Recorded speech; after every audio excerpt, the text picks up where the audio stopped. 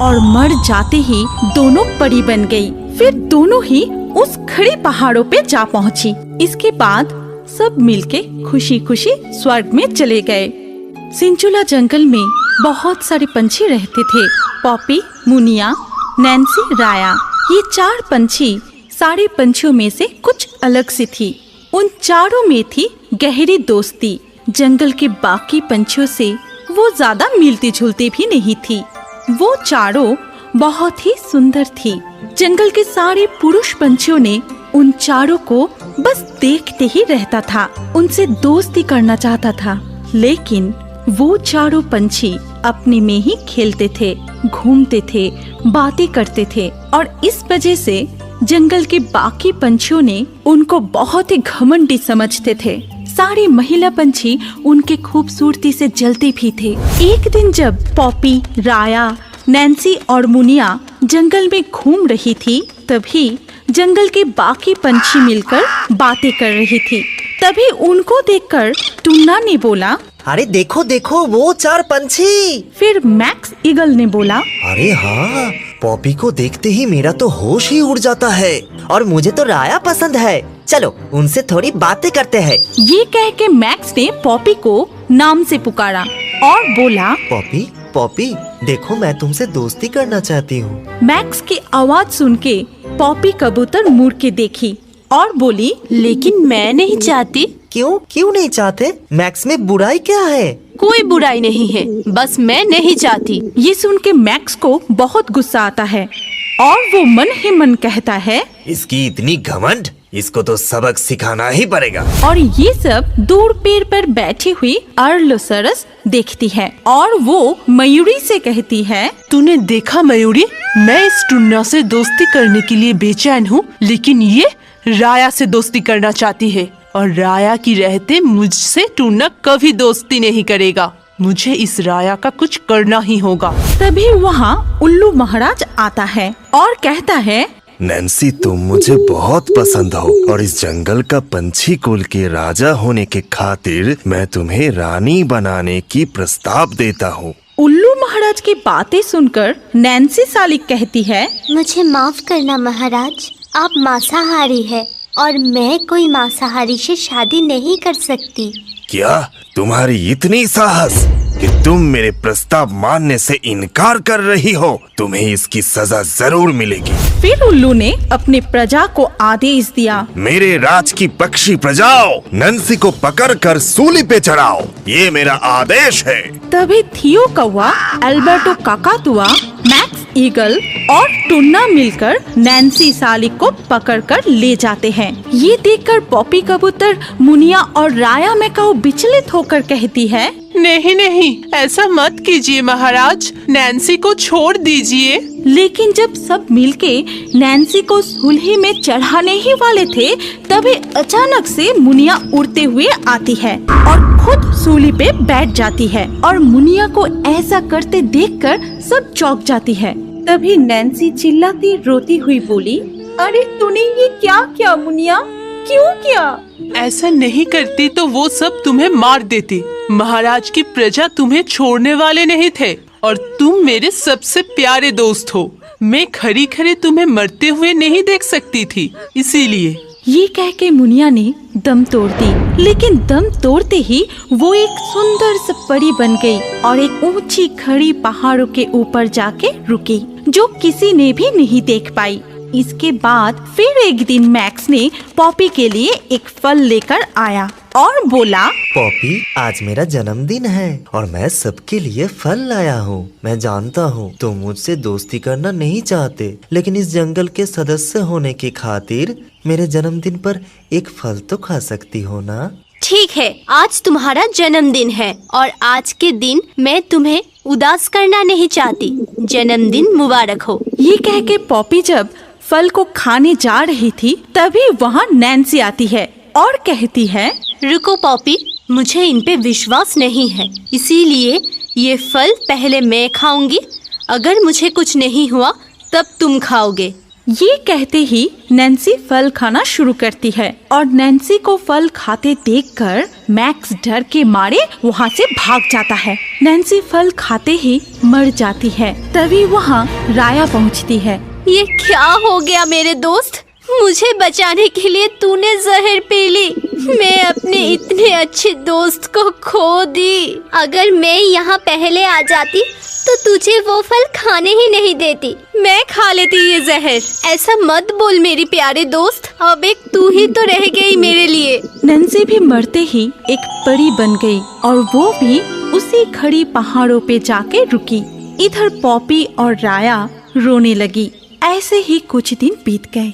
Poppy और राया अब पहले जैसे खुश नहीं थे। वो खेलते नहीं थे, हंसते नहीं थे, सिर्फ उदास होके इधर उधर घूमते थे। टुन्ना तभी भी राया के पीछे पड़े थे। वो किसी भी तरह से राया का दोस्त बनना चाहता था और ये सब छुप छुप के देखती थी अर्लो। अर्लो जितना देखती थी उतना ही उसके गुस्सा बढ़ जाती थी और वो सारे गुस्सा राया पे निकलना चाहती थी। एक दिन रात को जब राया और पॉपी अपने पसंद का पेड़ पर सो रही थी, तब अर्लो चुपके से वहाँ उस पेड़ के नीचे आती है और मन ही मन कहती है, बहुत हो गया राया, मैं तुझे और सहन नहीं कर पा रही हूँ। तुझे बहुत घमंड है ना अपनी खूबसूरती पे। अब तो तुझे मरना ही होगा और तेरे मरने के बाद ही मुझे मेरी दोस्त टुन्ना मिलेगी।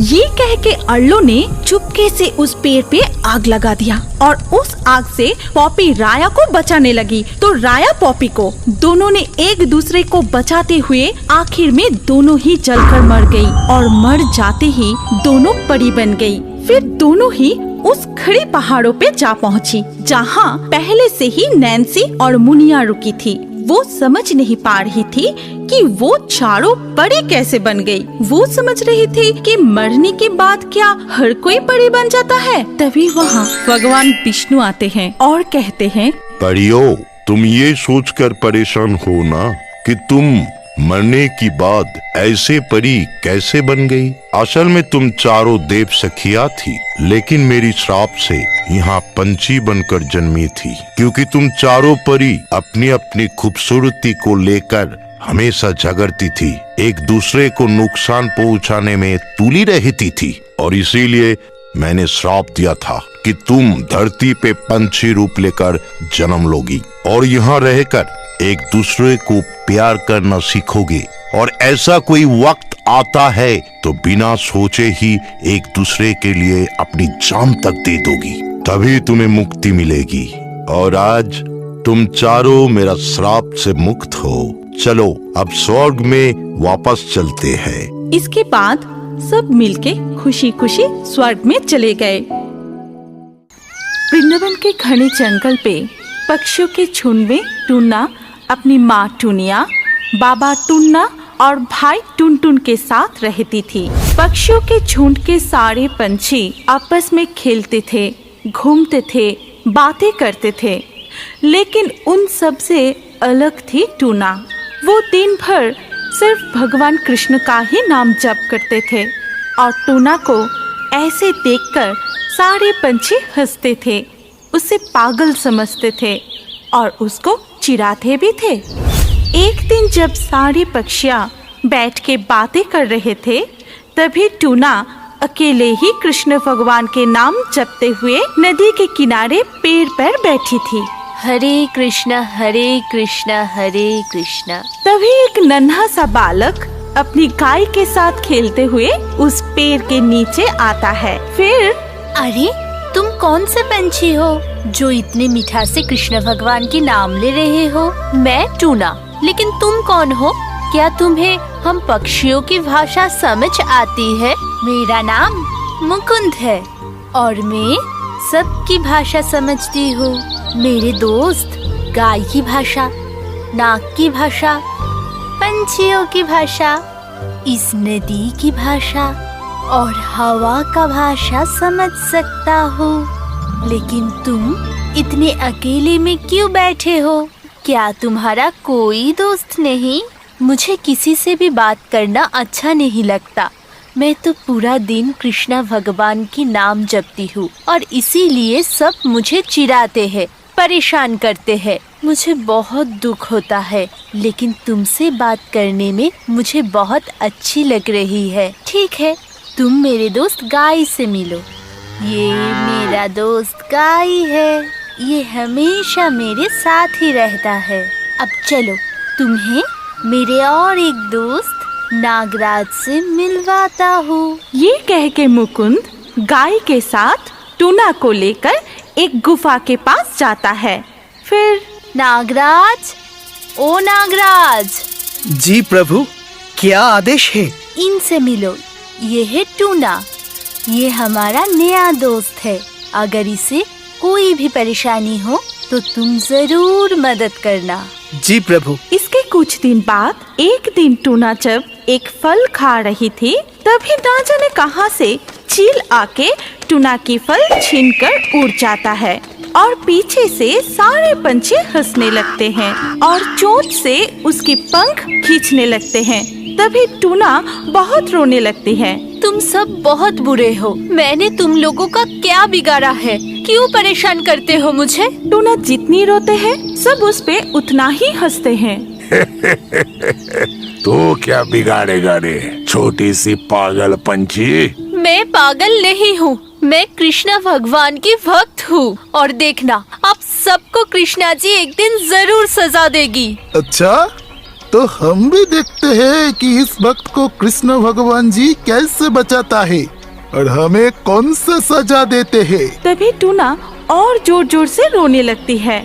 इधर नागराज को टूना की रोने की आवाज सुनाई देता है। फिर ये तो टूना की आवाज है, वो रो रहा है।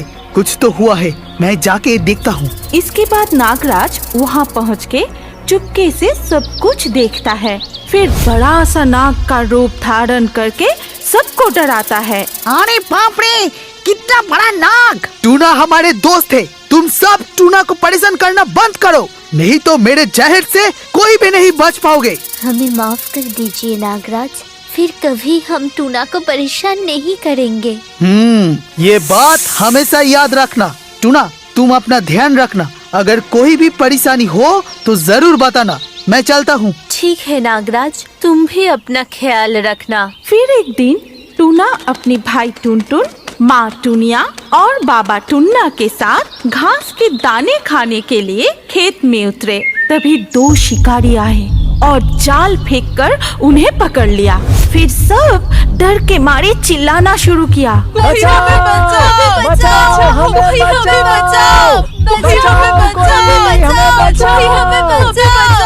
हे कृष्णा भगवान, हमारी रक्षा करो। इन शिकारियों ने हमें बंदी बना ली है, हमें बचाओ भगवान, हमारी रक्षा करो। जितना चिल्ला सकते हो चिल्लाओ, आज हमारे हाथ से तुम्हें कोई नहीं बचा सकता। तभी उस खेत में गाय भी घास खा रही थी और वो उन सबको पकड़ते हुए शिकारियों को देखा। तभी गाय दौड़ती हुई आई और अपनी सींग से जोर जोर से मारने लगी। अरे बाप रे, ये गाय कहाँ से आ गया? लेकिन ये अपने सींग से हमें मार क्यों रहा है? भागो यहाँ से, भागो! बाप रे बाप, ये गाय हमारा पीछा नहीं छोड़ रहा है। इधर मुकुंद आके जाल खोल के सबको मुक्त कर देता है। तभी तुम्हारा बहुत बहुत शुक्रिया मुकुंद, तुमने आज हमें बचा लिया। क्यों ना आते टूना, तुम तो मेरे दोस्त हो और जब एक दोस्त बुलाए तो दूसरा दोस्त उसको मदद करने कैसे ना आए। ठीक है, मैं अब चलता हूँ, तुम अपना ख्याल रखना और जब भी जरूरत पड़े जरूर बताना। इसके बाद मुकुंद और गाय वहाँ से चले जाते हैं। तब से टूना के दिन बहुत अच्छे से काटने लगे। कोई भी उसे परेशान नहीं किया। वो रोज मुकुंद, गाय और नागराज के साथ खेलती थी, बातें करती थी, बहुत खुशी खुशी रहती थी। लेकिन एक दिन टूना डरा हुआ मुकुंद की ओर भागा और वहाँ पहुँच के टूना जोर जोर से कांपने लगी। अरे क्या हुआ टूना, तुम इतने डरे क्यों हो? हाँ हाँ टूना, डरो मत, हमें बताओ क्या हुआ है। एक अजीब सा चीज हमारा पीछा कर रही है। जो पकड़ा गया वही मार रही है। कुछ पता नहीं ये क्या है, कहाँ से आई है। ये कौन सा चीज है प्रभु? तुम जाके देखो नागराज। ठीक है प्रभु। इसके बाद टूना और नागराज उधर जाके देखता है कि एक बड़ा सा भयंकर अजीब सी चीज सबके पीछे भाग रहा है। अगर किसी को भी पकड़ लेता है तो वो तुरंत मर जा रहा है। सब चिल्लाते हुए भाग रहा है, मर रहा है। ये देख के नागराज अपनी मुंह से आग निकल के उस चीज को नष्ट करने की कोशिश की, लेकिन कुछ फल नहीं हुआ। वो चीज सबको पकड़ने के लिए भागने लगे। तभी नागराज आके मुकुंद से कहा, प्रभु वो चीज बड़ा ही अजीब है। मेरे जहर से वो मरा नहीं, मेरी आग से वो जला नहीं। अब क्या होगा प्रभु? मैं देखता हूँ, मुझे ही कुछ करना होगा। जरूर असुर कुल ने इस अजीब चीज को भेजा होगा। तुम क्या करोगे मुकुंद? तुम तो एक छोटे से बच्चे हो। टुन्ना की बात सुन के मुकुंद सिर्फ हंसता है, फिर अपना विष्णु रूप धारण करके कहता है, मैं ही हूँ तुम्हारा भगवान कृष्ण, तुम्हारा दोस्त, तुम्हारा रखवाला। तभी वहाँ उस अजीब सा चीज टूना को पकड़ने के लिए आता है। तभी भगवान अपनी गदा को आदेश दिया, जाओ गदा, उस अजीब सी चीज को मार मार के उसका विनाश करो। जाओ, मेरे आदेश का पालन करो। जथा आज्ञा प्रभु। तभी गदा उस चीज को मारना शुरू करता है, लेकिन जितना भी मारो उससे कुछ नहीं हो रहा था। वो चीज मार खाता रहा और मुस्कुराता रहा। मुझे माफ कर दीजिए प्रभु, मुझसे नहीं हो पा रहा है, मैं थक चुका हूँ। तुम जाके देखो मेरे चक्र, उसके टुकड़े टुकड़े कर दो और उसके विनाश करो। फिर चक्र जाता है और उस चीज को काट देता है, लेकिन जितनी बार काटता है वो उतनी बार ही जुड़ जाता है। इस तरह चक्र भी थक जाता है। मुझे भी माफ करना प्रभु, मैं भी नहीं कर पाया।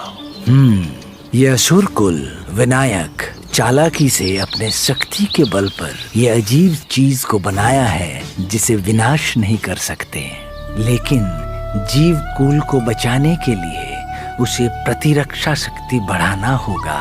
और इसीलिए सबको मेरे इस शंख का पवित्र जल पिलाओ। ये पानी पीने के बाद जिसको भी वो चीज छुए उसका कुछ नहीं होगा। जाओ, सबको पिला दो ये पवित्र जल। पहले टूना पवित्र जल पीती है, फिर सबको पवित्र जल पिलाती है। ये देख के उस अजीब सी चीज बहुत हंसता है। फिर वो जाके सबको पकड़ने लगता है, लेकिन किसी को भी कुछ नहीं होता है। तभी वो चीज थक जाता है और उदास होके वहाँ से चला जाता है। इसके बाद सब मिलके भगवान कृष्ण के नाम लेते हैं। जय श्री कृष्ण, जय श्री कृष्ण। फिर टूना कहती है, भगवान कृष्णा ही हमारे रक्षक है। उन्होंने ही हमें बचाया है और सामने ही है जन्माष्टमी। क्यों ना हम सब उस दिन का पालन करें, उनका पूजा करें। हाँ हाँ जरूर, चलो चलो सब पूजा की तैयारी करते हैं। हाँ, चलो चलो तैयारी करते हैं। चलो चलो। इसके बाद सब मिलके बड़ी धूमधाम से जन्माष्टमी का पालन किया, कृष्ण भगवान की पूजा किया और फिर से सब मिलके खुशी खुशी रहने लगे। हमारी कहानी यहाँ पर खत्म होती है। अगर आपको ये कहानी पसंद आई तो इस वीडियो पे लाइक जरूर करना। अगर आपके पास कोई पसंदीदा कहानी हो तो कमेंट करके बताएं। सबसे अच्छा कहानी चुन के हम ऐसे ही कार्टून बनाएंगे। और अभी हमारे अगले वीडियो देखने के लिए स्क्रीन के ऊपर इस वीडियो पर क्लिक कीजिए और रियो बर्ड्स के और भी वीडियो देखते रहिए।